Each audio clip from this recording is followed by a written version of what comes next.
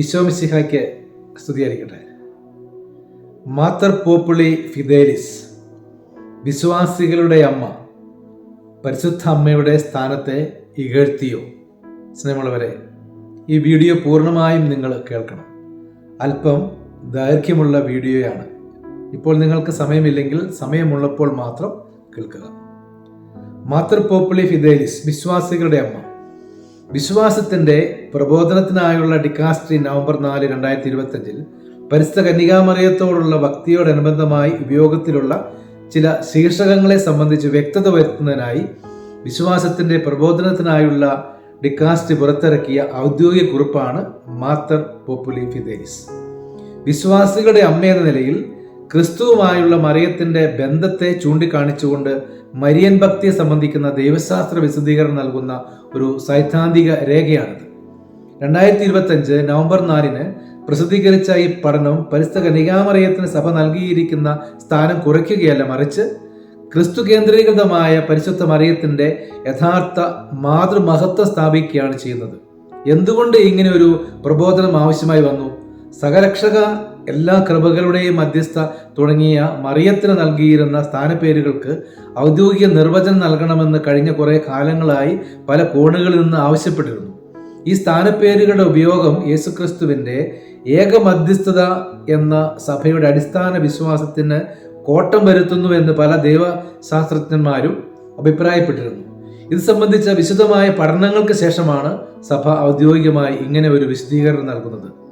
മറിയത്തെ സഹരക്ഷക എന്ന് വിശേഷിപ്പിച്ചാൽ എന്താണ് കുഴപ്പം? യേശു ഏക മധ്യസ്ഥൻ. ഈ സത്യം തെറ്റിദ്ധരിക്കപ്പെടുന്നു. രക്ഷകൻ ഒരാൾ മാത്രം, ഈശോ മാത്രമാണ് ദൈവത്തിനും മനുഷ്യർക്കുമിടയിലെ ഏക മധ്യസ്ഥൻ. അവന്റെ രക്ഷാകര പ്രവൃത്തി സമ്പൂർണവും പൂർണ്ണവുമാണ്. മാത്തർ പോപ്പുളി ഫിദേലിസ് എന്ന ഡോക്യുമെന്റ് സഹരക്ഷക എന്ന മറിയത്തിന്റെ സ്ഥാനപ്പേര് സംബന്ധിച്ച് നൽകുന്ന ഔദ്യോഗിക വിശദീകരണം എന്താണ്? ഉചിതമല്ലാത്ത പദമാണ് നോട്ട് അപ്രോപ്രിയേറ്റ്. സഹരക്ഷക, കോ റിഡംട്രിസ് എന്ന സ്ഥാനപ്പേര് ഉചിതമല്ലാത്ത പദമാണ്. അതിനാൽ ഈ പദം ഒഴിവാക്കപ്പെടണമെന്ന് ഡോക്യുമെന്റ് നിഷ്കർഷിക്കുന്നു. കാരണം ഈ സ്ഥാനപ്പേര് മറിയത്തെ ഈശോയ്ക്ക് തുല്യയായി സ്ഥാപിക്കുന്നു. ഈശോയുടെ രക്ഷാകര പ്രവൃത്തി അപൂർണമായിരുന്നതുകൊണ്ട് മറിയം അതിനെ പൂർത്തിയാക്കി എന്നൊരു തെറ്റിദ്ധാരണ ഉണ്ടാക്കാൻ സഹരക്ഷക എന്ന സ്ഥാനപ്പേര് കാരണമാകുന്നു. സഹരക്ഷക എന്ന സ്ഥാനപ്പേരിലൂടെ യേശുക്രിസ്തുവിന്റെ ഏകരക്ഷ സ്ഥാനം ചോദ്യം ചെയ്യപ്പെടും എന്നുള്ളതാണ്. പരിശുദ്ധ അമ്മയെ സഹരക്ഷക എന്ന് വിശേഷിപ്പിച്ചാൽ ഈശോയുടെ ഏകവും സവിശേഷവുമായ രക്ഷക സ്ഥാനത്തെ ഇകഴ്ത്തി കാണാൻ സാധ്യതയുണ്ട്. ഈശോ മാത്രമാണ് നമ്മുടെ രക്ഷകൻ. അവന്റെ കുരിശിലെ ത്യാഗം സമ്പൂർണമാണ്. ഈ രക്ഷാകര പ്രവൃത്തിക്ക് മറ്റാരുടെയും സഹായം ആവശ്യമില്ല. സഹരക്ഷക എന്ന പദം സൂചിപ്പിക്കുന്നത് രക്ഷാകര പ്രവൃത്തിയിൽ മറിയം യേശുക്രിസ്തുവിന് തുല്യമായ പങ്കാളിത്തം വഹിച്ചു എന്നാണ്. ഇത് ദൈവശാസ്ത്രപരമായ സത്യമല്ല. കാരണം മറിയം ദൈവകൃപയാൽ രക്ഷിക്കപ്പെട്ട ഒരു സൃഷ്ടി മാത്രമാണ്, ദ ഫസ്റ്റ് റിഡീംഡ്. ആശയക്കുഴപ്പം സൃഷ്ടിക്കുന്നു എന്നുള്ളതും ആണ്. ഒരു സ്ഥാനപ്പേര് അതിൻ്റെ ശരിയായ അർത്ഥം നിലനിർത്താൻ വേണ്ടി എപ്പോഴും വിശദീകരിക്കേണ്ടി വരുമ്പോൾ അത് പ്രായോഗികമായി പ്രയോജനമില്ലാത്തതായി മാറുന്നുവെന്ന് ഡോക്യുമെന്റ് പറയുന്നു. ഈ പദം സാധാരണ വിശ്വാസികൾക്കിടയിൽ വലിയ തെറ്റിദ്ധാരണകൾക്ക് വഴിവെക്കും. ഈശോ പൂർണ്ണമായി രക്ഷിച്ചില്ല, മറിയം രക്ഷ നൽകുവാൻ സഹായിച്ചു എന്നൊരു ധാരണയിലേക്ക് ഇത് ആളുകളെ കൊണ്ടുചെന്നെത്തിച്ചേക്കാം. മറിയം രക്ഷാകര പ്രവൃത്തിയിൽ പങ്കുചേർന്നതിനെ കുറിച്ച് പറയുമ്പോൾ രക്ഷാകര പ്രവൃത്തിയിൽ സഹകാരി എന്നോ വിശ്വാസികളുടെ അമ്മ എന്നോ ഉള്ള ക്രിസ്തുവിന്റെ ഏക മധ്യസ്ഥതയെ നിഷേധിക്കാത്ത പദങ്ങളാണ് ഉപയോഗിക്കുവാൻ സഭ പ്രോത്സാഹിപ്പിക്കുന്നത്. മറിയത്തിന്റെ മാതൃത്വപരവും ഈശോയ്ക്ക് കീഴ്പ്പെട്ടതുമായ സ്ഥാനം. രക്ഷാകര പ്രവൃത്തിയിൽ മറിയത്തിന്റെ പങ്ക് എപ്പോഴും ഈശോയ്ക്ക് കീഴ്പ്പെട്ടതും മാതൃത്വപരവുമാണ്. ഈശോയുടെ രക്ഷാകര പ്രവർത്തനത്തെ സഹായിക്കുന്നതിലും സഹകരിക്കുന്നതിലുമല്ല, മറിച്ച് ദൈവഹിതത്തോട് പൂർണ്ണമായി സഹകരിച്ചതിനാലാണ് അവരുടെ മഹത്വം. ഈ വിഷയത്തിൽ ലയോ 14 പാപ്പ പറഞ്ഞ വാക്കുകൾ ഡോക്യുമെന്റ് ഓർമ്മിപ്പിക്കുന്നു. പരിശുദ്ധ അമ്മ ഒരിക്കലും തന്നെ സഹരക്ഷകയായി അവതരിപ്പിച്ചിട്ടില്ല. രക്ഷകൻ ഒരാൾ മാത്രമാണ്. ഈ പദവി ഇരട്ടിക്കുന്നില്ല. ചുരുക്കത്തിൽ സഹരക്ഷക എന്ന പദം ദൈവത്തിൻ്റെ ഏക രക്ഷക സ്ഥാനത്തെ തെറ്റിദ്ധരിപ്പിക്കുന്നു. രക്ഷാകര പദ്ധതിയിൽ മറിയത്തിൻ്റെ യഥാർത്ഥ പങ്ക് മാതൃത്വപരമായ സഹകാരി എന്ന നിലയിൽ മാത്രമാണെന്ന് ഡോക്യുമെന്റ് വ്യക്തമാക്കുന്നു. പരിശുദ്ധ അമ്മയെ എല്ലാ കൃപകളുടെയും മധ്യസ്ഥ എന്ന് വിശേഷിപ്പിക്കുന്നതിൽ എന്താണ് തെറ്റ്? എന്തുകൊണ്ടാണ് ഈ പദവിക്ക് ഔദ്യോഗിക അംഗീകാരം നൽകുവാൻ സഭ വിമുഖത കാണിക്കുന്നത്? രണ്ട് പ്രധാന കാര്യങ്ങളാണ് ഇവിടെ ശ്രദ്ധിക്കേണ്ടത്.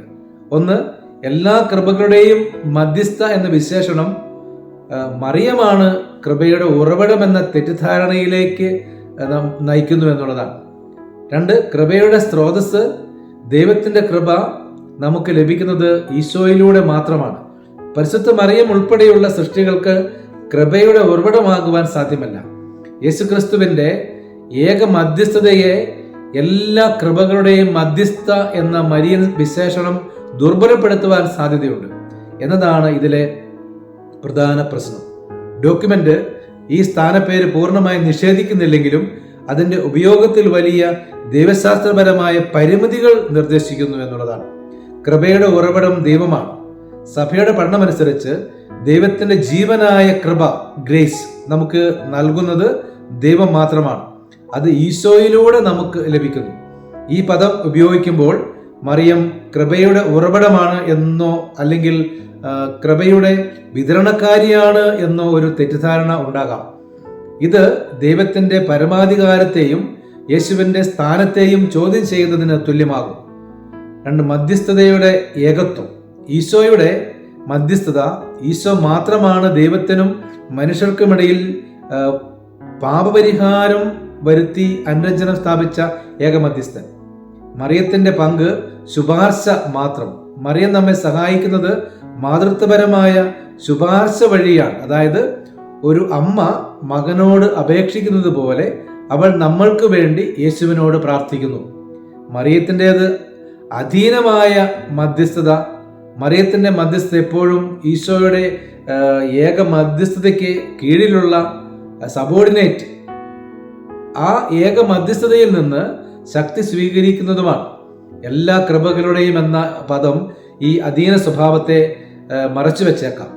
ആശയക്കുഴപ്പവും പ്രായോഗിക പ്രശ്നങ്ങളും, തെറ്റായ ഭക്തി, ഈ സ്ഥാനപ്പേര് ചിലപ്പോൾ മറിയത്തെ ദൈവിക സ്ഥാനത്തേക്ക് ഉയർത്താനിടയാക്കുകയും ദൈവജനം കൃപ ലഭിക്കുന്നതിന് നേരിട്ട് ദൈവത്തെ ആശ്രയിക്കുന്നതിന് പകരം മറിയത്തെ മാത്രം ആശ്രയിക്കുവാൻ തുടങ്ങുകയും ചെയ്യാം. ദൈവശാസ്ത്രപരമായ സൂക്ഷ്മമായ ഈ പദം ശരിയായ ദൈവശാസ്ത്രപരമായ അർത്ഥത്തിൽ വിശദീകരിക്കുവാൻ ശ്രമിക്കുമ്പോൾ അത് സാധാരണ വിശ്വാസികൾക്ക് മനസ്സിലാക്കുവാൻ പ്രയാസമുള്ളതും ആശയക്കുഴപ്പം ഉണ്ടാക്കുന്നതുമായി മാറുന്നു. ചുരുക്കത്തിൽ, എല്ലാ കൃപകളുടെയും മധ്യസ്ഥ എന്ന വിശേഷണം കൃപയുടെ ഉറവിടം ദൈവമാണ് എന്ന സുപ്രധാന സത്യത്തെയും ഈശോയുടെ ഏക മധ്യസ്ഥതയെയും മറികടക്കാനുള്ള സാധ്യതയുള്ളതുകൊണ്ടാണ് സഭ ഇതിൻ്റെ ഉപയോഗത്തിൽ ജാഗ്രത പാലിക്കുവാൻ നിർദ്ദേശിക്കുന്നത്. പരിശുദ്ധ അമ്മയെ വിശേഷിപ്പിക്കുവാൻ വിശ്വാസികളുടെ അമ്മ എന്ന സ്ഥാനപ്പേര് ഡോക്യുമെന്റ് നിർദ്ദേശിക്കുന്നു. എന്തുകൊണ്ട്? ഈ വിശേഷണത്തിന്റെ പ്രത്യേകതകളും പ്രാധാന്യവും ഇതാണ്. മാതർ പോപ്പുലി ഫിദേലിസ് എന്നതിൻ്റെ അർത്ഥം വിശ്വാസികളുടെ അമ്മ എന്നാണ്. ഈ പ്രബോധനപരമായ കുറിപ്പിൽ മറിയത്തെക്കുറിച്ചുള്ള ഭക്തിയുടെ കേന്ദ്രമായി ഈ പദവിയെ സ്ഥാപിക്കുന്നു. ഒന്ന്, തിരുവചനപരമായ അടിത്തറ, ബിബ്ലിക്കൽ ഫൗണ്ടേഷൻ. കുരിശിലെ മാതൃത്വം ഈ സ്ഥാനപ്പേര് അതിൻ്റെ അടിത്തറ കണ്ടെത്തുകയാണ്. ഈശോയുടെ കുരിശിലെ വാക്കുകളിലാണ്. ഇതാ നിന്റെ അമ്മ. യോഹന്നാൻ സുവിശേഷം 19-ാം അധ്യായം 27-ാം തിരുവചനം. യേശുവിൻ്റെ ശിഷ്യനായ യോഹന്നാനിലൂടെ നമ്മൾ ഓരോരുത്തരെയും അവിടുന്ന് മറിയത്തിന് മക്കളായി നൽകി. സഭയുടെ മാതൃത്വം, ഇത് മറിയം സഭയുടെ അമ്മയാണ് എന്നുള്ള പരമ്പരാഗത പഠനത്തെ ശക്തിപ്പെടുത്തുന്നു. വിശ്വാസികളുടെ സമൂഹമായ സഭയ്ക്ക് മുഴുവനും അവൾ അമ്മയാണ്. ദൈവശാസ്ത്രപരമായ കൃത്യത, തിയോളജിക്കൽ പ്രിസിഷൻ.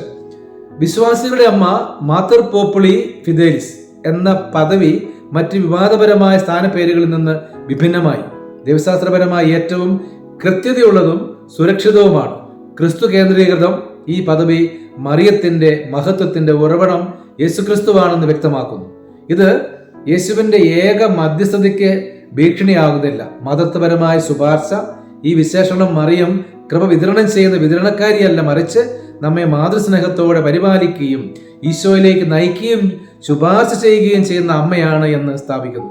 സഹരക്ഷകയല്ല, ഈ വിശേഷണം ഉപയോഗിക്കുന്നതിലൂടെ മറിയം യേശുവിന്റെ രക്ഷാകര പ്രവൃത്തിയിൽ തുല്യ പങ്ക് വഹിക്കുന്ന സഹരക്ഷകയല്ല എന്ന് സഭ പരോക്ഷമായി ഉറപ്പിക്കുന്നു. അവിടെ പങ്ക് മാതൃത്വപരമാണ്. രക്ഷകനായുള്ള പങ്ക് ക്രിസ്തുവിൻ്റെതാണ്. ഭക്തിപരമായ പ്രാധാന്യം, പാസ്റ്ററൽ റിലവൻസ്. മാതർ പോപ്പുലി ഫിദേലിസ് എന്ന പദവിക്ക് വിശ്വാസികളുടെ ജീവിതത്തിൽ വലിയ സ്വാധീനമുണ്ട്. ബന്ധത്തിലെ ലാളിത്യം. ഈ വിശേഷണം മറിയവുമായുള്ള ബന്ധത്തിൽ ലാളിത്യം കൊണ്ടുവരുന്നു. മധ്യസ്ഥതയുടെ കൃപ. വിതരണത്തിൻ്റെയോ അല്ലെങ്കിൽ സങ്കീർണമായ ചോദ്യങ്ങളില്ലാതെ ഒരു കുട്ടി അമ്മയുടെ അടുത്തേക്ക് ഓടിച്ചെല്ലുന്നത് പോലെ വിശ്വാസികൾക്ക് മറിയത്തെ സമീപിക്കുവാൻ ഇത് പ്രചോദനം നൽകുന്നു. അമ്മയുടെ വാത്സല്യം. ഈ വിശേഷണം ഇതുവഴി വിശ്വാസികൾക്ക് പരിശുദ്ധ അമ്മയുടെ മുഖത്ത് ദൈവത്തിന്റെ വാത്സല്യവും ദയയും കാണുവാൻ സാധിക്കുന്നു. അതുവഴി ക്രിസ്തുവിലേക്കുള്ള വഴി എളുപ്പമാകുന്നു. ചുരുക്കത്തിൽ മാതർ പോപ്പുലി ഫിദേലിസ് എന്ന വിശേഷണം മാതാവിനോടുള്ള നമ്മുടെ ഭക്തിയുടെ കേന്ദ്രവും അടിസ്ഥാനവുമാണ്. ഇത് ഈശോയുടെ സ്ഥാനത്തിന് കോട്ടം വരുത്താതെ മാതാവിന്റെ യഥാർത്ഥ മാതൃമഹത്വത്തെ ഉയർത്തിപ്പിടിക്കുന്നു. പരിശുദ്ധ അമ്മയുടെ യഥാർത്ഥ മാതൃമഹത്വം മാതർ പോപ്പുലി ഫിദേലിസ് എന്ന ഡോക്യുമെന്റ് മാതാവിനെ താഴ്ത്തിക്കെട്ടുകയല്ല, മറിച്ച് ക്രിസ്തു കേന്ദ്രീകൃതമായ അവരുടെ മഹത്വം സ്ഥാപിക്കുകയാണ്. ക്രിസ്തുവിനോടുള്ള ബന്ധം മാതാവിന് ലഭിച്ച എല്ലാ വിശുദ്ധിയും മഹത്വവും യേശുക്രിസ്തുവിന്റെ കൃപയുടെ ഫലമാണ്. അവൾക്ക് സ്വന്തമായി ഒരു ശക്തിയുമില്ല. ശിഷ്യത്വത്തിന്റെ മാതൃക. മറിയം ദൈവവചനം കേട്ട് അതനുസരിച്ചവളും ഏറ്റവും പൂർണ്ണതയുള്ളവളുമായ ശിഷ്യയാണ്. അവരുടെ മഹത്വം വിശ്വാസത്തിന്റെ പൂർണ്ണതയിലാണ്. ശുപാർശ ചെയ്യുന്ന അമ്മ. കാനായിലെ കല്യാണത്തിൽ നമ്മൾ കണ്ടതുപോലെ അവൾ നമ്മൾക്ക് വേണ്ടി യേശുവിന്റെ മുമ്പിൽ പ്രാർത്ഥിക്കുകയും അവൻ നിങ്ങളോട് പറയുന്നത് ചെയ്യുക എന്ന് പറഞ്ഞ് ദൈവരാജ്യം സ്വീകരിക്കുവാൻ നമ്മെ ഒരുക്കുകയും ചെയ്യുന്നു. നമ്മുടെ ഭക്തിക്കുള്ള സന്ദേശം. ആധികാരികമായ ഭക്തി. മറിയത്തോടുള്ള നമ്മുടെ ഭക്തി. സഭ നിർവഹിച്ചിട്ടുള്ള ദൈവമാതൃത്വം. അമലോത്ഭവം, നിത്യകന്യകാത്വം, സ്വർഗാരോപണം എന്നീ സത്യങ്ങളിൽ അധിഷ്ഠിതമായിരിക്കണം. ഈ സത്യങ്ങൾ മാറ്റമില്ലാതെ നിലനിൽക്കുന്നു. ക്രിസ്തു കേന്ദ്രീകരണം. നമ്മുടെ ഭക്തിയുടെ ലക്ഷ്യം എപ്പോഴും യേശുക്രിസ്തുവായിരിക്കണം. മറിയം നമ്മെ യേശുവിന്റെ അടുത്തേക്ക് നയിക്കുന്ന ഏറ്റവും വാത്സല്യമുള്ള അമ്മയാണ്. മാതർ പോപ്പുലി ഫിദേലിസ് എന്ന ഈ പ്രബോധനം ഇതുവഴി സഭ പരിശുദ്ധ അമ്മയോടുള്ള നമ്മുടെ സ്നേഹത്തെ കൂടുതൽ സുതാര്യവും ശക്തവും ക്രിസ്തുവിൽ ഉറച്ചതുമാക്കി മാറ്റുന്നു. പരിശുദ്ധ കന്യകാമറിയത്തെക്കുറിച്ച് സഭ ഇപ്പോൾ നൽകിയിട്ടുള്ള വിശദീകരണം മുൻപ് സഭ നൽകിയ സ്ഥാനങ്ങളെയോ പഠനങ്ങളെയോ ഒരിക്കലും ഇല്ലാതാക്കുകയോ കുറയ്ക്കുകയോ ചെയ്യുന്നില്ല, മറിച്ച് ആ സ്ഥാനങ്ങളെ കൂടുതൽ കൃത്യതയോടും വ്യക്തതയോടും കൂടി ഉറപ്പിക്കുകയാണ് ചെയ്യുന്നത്. സത്യമാണോ? പരിശുദ്ധ അമ്മയുടെ സ്ഥാനത്തെക്കുറിച്ചുള്ള ഈ പുതിയ വിശദീകരണം അമ്മയെ താഴ്ത്തിക്കെട്ടുന്നുണ്ടോ എന്ന സംശയം ചിലർക്കെങ്കിലും ഉണ്ടാകാം. എന്നാൽ സത്യം നേരെ മറിച്ചാണ്. ഈ പുതിയ ഡോക്യുമെന്റ് മറിയത്തിന്റെ യഥാർത്ഥ മഹത്വം കൂടുതൽ ആഴത്തിൽ ഉറപ്പിക്കുകയാണ് ചെയ്യുന്നത്. ഇത് മനസ്സിലാക്കുവാൻ താഴെ പറയുന്ന 3 കാര്യങ്ങൾ ശ്രദ്ധിക്കേണ്ടതുണ്ട്. 1. മറിയത്തെ സംബന്ധിച്ച സഭയുടെ ഔദ്യോഗിക പഠനങ്ങൾ അതുപോലെ തന്നെ നിലനിൽക്കുന്നു. സഭയുടെ പ്രബോധനം എപ്പോഴും തുടർച്ചയുള്ളതാണ്. ഈ പുതിയ ഡോക്യുമെന്റ് സഭയുടെ പ്രധാനപ്പെട്ട പഠനങ്ങളായ ഞാൻ ഈ പറയുന്നവയെല്ലാം അംഗീകരിക്കുകയും അത് തുടരുകയും ചെയ്യുന്നു. ദൈവമാതൃത്വം. മറിയം ദൈവത്തിന്റെ അമ്മയാണ് എന്നുള്ള പ്രബോധനത്തിൽ ഒരു മാറ്റവുമില്ല. ഇതാണ് മറിയത്തിന്റെ ഏറ്റവും വലിയ മഹത്വം. നിത്യകന്യകാത്വം, പെർപ്പച്വൽ വെർജിനിറ്റി. മറിയം നിത്യകന്യകയാണ് എന്ന സത്യം സഭ ഏറ്റുപറയുന്നു. അമലോത്ഭവം, ഇമ്മാക്കുലേറ്റ് കൺസെപ്ഷൻ. അവൾ ആദ്യ നിമിഷം മുതൽ പാപരഹിതയായി ജനിച്ചുവെന്ന വിശ്വാസ സത്യം സഭ ഇപ്പോഴും ഏറ്റുപറയുന്നു. സ്വർഗാരോപണം. മറിയം ശരീരത്തോടും ആത്മാവോടും കൂടെ സ്വർഗത്തിലേക്ക് എടുക്കപ്പെട്ടുവെന്ന വിശ്വാസ സത്യം സഭ ഏറ്റുപറയുന്നു. 2-ാം വത്തിക്കാൻ കൗൺസിൽ, ലൂമൻ ജൻസിയും കൗൺസിലിൽ മറിയത്തെക്കുറിച്ച് പറഞ്ഞ എല്ലാ കാര്യങ്ങളും, ഉദാഹരണത്തിന് മറിയം കൃപയുടെ ക്രമത്തിൽ നമ്മുടെ അമ്മയാണ്, അവൾ ക്രിസ്തുവിന്റെ ഏക മധ്യസ്ഥതയെ സഹായിക്കുന്നവളാണ് എന്നിവ ഈ പുതിയ കുറിപ്പ് മുഴുവനായും അംഗീകരിക്കുന്നുണ്ട്. ഈ ഡോക്യുമെന്റ് മാതാവിന്റെ സ്ഥാനത്തെ ഇല്ലാതാക്കുകയല്ല, മറിച്ച് ക്രിസ്തുവിൽ അവളുടെ സ്ഥാനം എത്ര വലുതാണെന്ന് പഠിപ്പിക്കുകയാണ്. യഥാർത്ഥ മഹത്വം. മറിയം ദൈവകൃപയാൽ നിറഞ്ഞ ദൈവഹിതത്തോട് പൂർണ്ണമായി സഹകരിച്ചതിലാണ് അവളുടെ യഥാർത്ഥ മഹത്വം. അവൾ സ്വന്തം ശക്തിയാൽ രക്ഷിക്കപ്പെട്ടവളല്ല. ഒരമ്മയുടെ സന്തോഷം, ഒരമ്മയ്ക്ക് ഏറ്റവും സന്തോഷം തൻ്റെ മകന്റെ വിജയം കാണുന്നതിലാണ്. മറിയവും ആഗ്രഹിക്കുന്നത് തൻ്റെ മകനായ യേശുവിൻ്റെ രക്ഷാകര പ്രവൃത്തിയുടെ മഹത്വം ലോകം മുഴുവൻ അറിയുന്നതാണ്. ആദ്യത്തെ ശിക്ഷ ഈ ഡോക്യുമെന്റ് മറിയത്തെ ആദ്യത്തെ ശിഷ്യ എന്ന് വിളിക്കുന്നു. അമ്മയാകുന്നതിനേക്കാൾ വലിയ കാര്യമാണ് ദൈവവചനം കേട്ട് അതനുസരിക്കുന്നത് എന്ന് സഭ പഠിപ്പിക്കുന്നു. ഇത് അമ്മയുടെ മഹത്വത്തെ കുറയ്ക്കുന്നില്ല, മറിച്ച് വിശ്വാസത്തിലുള്ള അവരുടെ മഹത്വം എത്ര വലുതാണെന്ന് എടുത്തു കാണിക്കുന്നു. എക്യുമെനിക്കൽ തുറവി ക്രൈസ്തവ ലോകത്ത് യേശുവിൻ്റെ ഏകരക്ഷക സ്ഥാനത്തെക്കുറിച്ച് എല്ലാ സഭകളും ഒരേ മനസ്സോടെയാണ് വിശ്വസിക്കുന്നത്. ഈ വിശദീകരണം നൽകുന്നതിലൂടെ മറിയത്തെക്കുറിച്ചുള്ള കത്തോലിക്ക സഭയുടെ കാഴ്ചപ്പാട് മറ്റ് ക്രൈസ്തവ സഭകൾക്ക് കൂടുതൽ വ്യക്തവും സ്വീകാര്യവുമാകാൻ സാധിക്കുമെന്നുള്ളതാണ്. സ്നേഹമുള്ളവരെ, അമ്മയെക്കുറിച്ചുള്ള ചിന്തകൾ നമ്മെ ഓരോരുത്തരെയും നമ്മുടെ വിശ്വാസ ജീവിതത്തിൽ ആഴപ്പെടുവാൻ സഹായിക്കട്ടെ. നല്ല ദൈവം നമ്മെല്ലാവരെയും അനുഗ്രഹിക്കട്ടെ.